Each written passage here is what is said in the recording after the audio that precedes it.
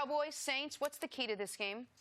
Well, the Cowboys in their defense, they got to force Teddy Bridgewater. They got to force him, as we say, to play left-handed. And Teddy wants to be able to manage the game. He wants to have a consistent running game. He wants to have a short and intermediate passing game. He does not want to throw the ball down the field. Last week's game with the Saints, with the Saints versus Seattle, you could see how restricted, and not only Teddy wants to be, but as far as Sean Payton and the overall play calling. So for me, they're going back home. I wouldn't be surprised. In the game last week, I said 60 plays. Taysom Hill's the quarterback, 20 plays. I wouldn't be surprised if still that might be the split, even though it was less in the Seattle game. They're back home. It's easier to function because they got the crowd on their side compared to putting another quarterback into the lineup in Seattle where they got the 12s going crazy. So that's the number one thing that Dallas has got to be able to do, is to be able to force Teddy to be able to throw it, be able to force him to try to play catch up, and that means Dak getting off to a fast start.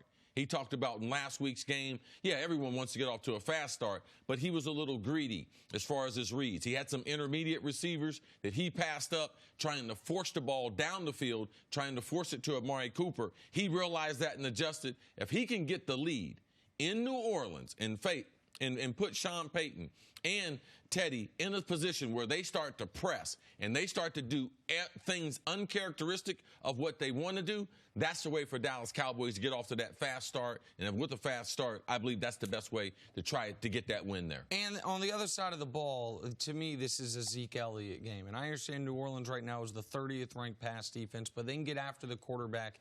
And when you are undermanned, as New Orleans is, you need some paradigm-shifting plays to beat a team, like they had against Seattle, a punt return touchdown, a defensive touchdown.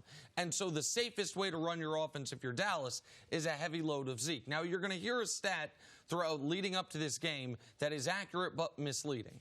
And the stat is the New Orleans Saints have not allowed a 100-yard rusher in, I think it's 29 games. And you're going to think that means they have a great rush defense.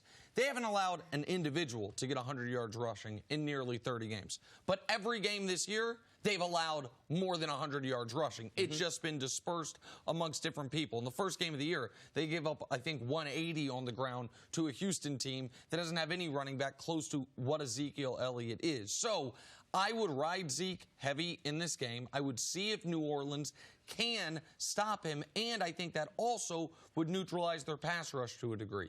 If you're using Zeke and using the RPOs and making sure they can't rush you off the edges, that can then give Dak the more beneficial pocket that he's had throughout the first 3 games of the season where he's playing the best football of his career. So from an offensive perspective, I agree with Chris about dare Teddy Bridgewater beat you. But from an offensive perspective, I'd see if Zeke can have 15 carries in the first half and see if that gets you off to the start you need to, because that can also take the crowd out of the game. Right. And this is Dallas's first game in a truly hostile environment. And then to rely on your defense. Last year, in an upset, they really did rely on their defense. They held the Saints with Drew Brees, but just to 10 points. How much of a similar game plan will they use this week? Well, there's certain things, because Sean Payton will do certain formations, and they'll have a set that they'll play a certain way. So anytime you have a young defense, which Dallas does, and they have some type of success. So, yes, going back to New Orleans and playing those videos, because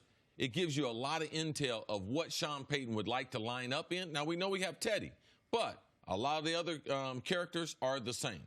You know, can they negate my man Michael Thomas? Michael Thomas, shut him down, and Alvin Kamara, and force him to throw the ball to Jared Cook and the other one. That's what Dallas knows they got to do, even though they'll look at the video and know they had success against some of the previous things. A couple of the characters have changed. And even without Drew Brees, this is, to me, a very interesting game to find out what Dallas actually is. Because it's very hard to pull Dallas or New England this season thus far away from their level of competition. How much of it is this team is great and how much of it is they've played bad teams. So what you can do is say, okay, the teams Dallas has played, how has Dallas done against them versus how have they done in their other 2 games? Sure. Well, Dallas is allowing 1.47 points per drive, or scoring 1.47 points per drive, pardon me, against their opposition.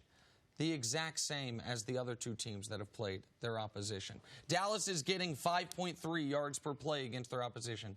the exact same as that those teams are allowing the other teams they've played. Those teams are 1-5 in their other 6 games, 0-3 against Dallas. I say that to say this, and I said it a little awkwardly there, I apologize.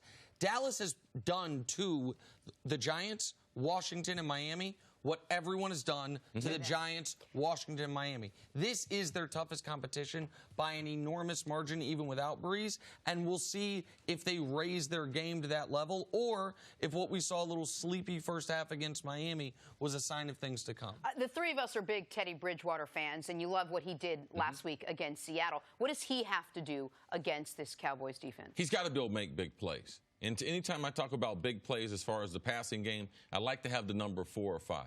If he can have 4 or 5 completions beyond 15 yards, it's going to open up the field. We know they want to run it. We know they want to throw a lot of screen passes because that's what Sean Payton is. And we can't think all that offense they've done for years and years that Teddy Bridgewater in his second start replacing Drew Brees, they're going to be doing that type of offense. So they need to be able to open it up. When New Orleans typically, when we're watching a Drew Brees offense, we can calculate, they're going to have at least 4 or 5 big plays. You play man-to-man, Drew Brees is going to pick you apart. That's not Teddy's game. But for this team to be special, that's what Teddy's going to have to do. Well, and I remember our friend Bart Scott before the year saying, you put Teddy Bridgewater on the Dallas Cowboys, he does what Dak has done thus far. Dak obviously has elevated his game, but this is a good opportunity for Dak to go into this hostile environment against the toughest defense he's faced and show everyone my numbers are not a mirage. What you saw at the end of last season and what you saw in the playoffs and what you're seeing right now is who I am right now. For New Orleans, the most important player on the field is Kamara. And I know you talked about him. Kamara has to have a big game once again for them to score enough points to beat Dallas if they're going to pull off their slight home underdogs, if they're going to pull off the slight upset. And just imagine New Orleans going to Seattle, getting a win with Teddy, beating Dallas at home. Imagine what that would do for a season that they think is going to be magical after coming up a little short. Minnesota Miracle 2 years ago. Last year, the call in the Dome. They get Drew Brees back in about 4 or 5 weeks. They can get a couple wins under their belt. That would be huge, propelling them into the month of October. Thanks for watching. Subscribe here to get the latest from the show. Also, be sure to check out more of the best clips from First Things First, or go watch a few segments from our other shows on FS1.